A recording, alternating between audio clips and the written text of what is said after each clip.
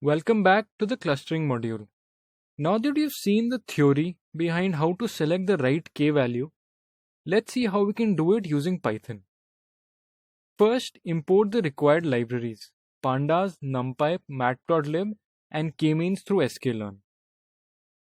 Next, read the data set and let's see the shape of our data. We are working with 5820 observations and 33 columns. This should be pretty interesting. Let me pull up the first 5 rows. Here we go. We're working with data that tells us how students have fared in a question set of 28 questions. Notice how there's no target variable in this case. Now, are there any missing values? Let's see. None. Perfect. Let's move on. The data.describe function is super helpful in telling us certain statistics of our data. We get stats, as you can see here, like count, mean, minimum, standard deviation, maximum, and the different percentiles. It gives you a very nice overview of what kind of data you're working with. Next, we're going to set the number of clusters to 2 here. Let's fit the data into the k-means algorithm. Here you go.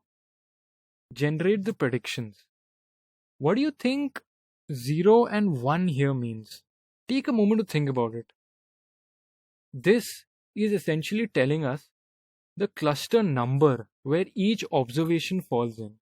Since we defined 2 clusters earlier here, all the observations have either been assigned to cluster number 0 or cluster number 1.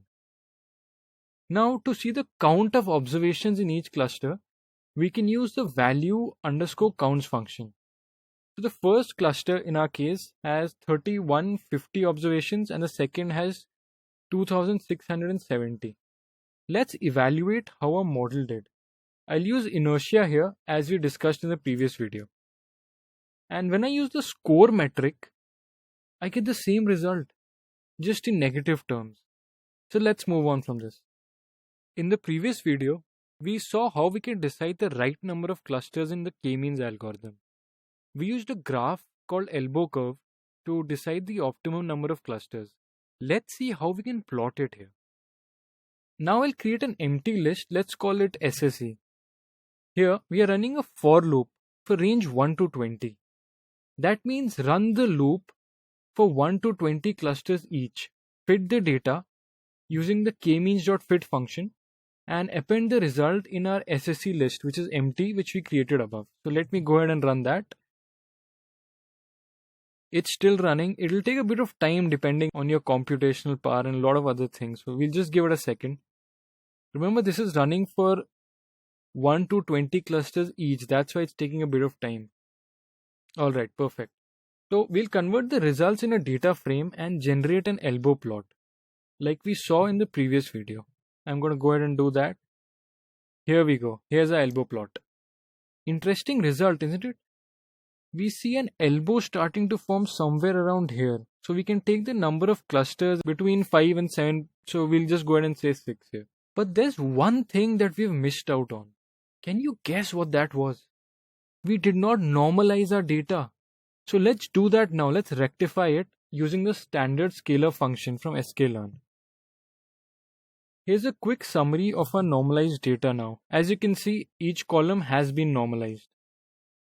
Now we will follow the same steps we covered earlier. Create an empty list, run the loop for 1 to 20 clusters each, use the k-means.fit function, and append the results in the empty list.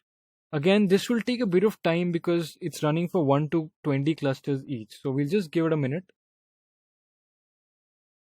Alright. Now let's plot the results. And here's the elbow plot. Pretty interesting results again. The elbow seems to be forming here, somewhere here. So let's go ahead and take the number of clusters as 4. Let me go ahead and fit the data and predict. Here we go. As you can see here, all the observations have been assigned into one of the 4 clusters, starting from 0 right up to 3. Let me put the results in a data frame and count the values in each cluster. There you go. So the first cluster has 2100, the second has 1667, the fourth cluster has 1197, and our third cluster has 856. And let me just pull up the first 5 observations of a new data set.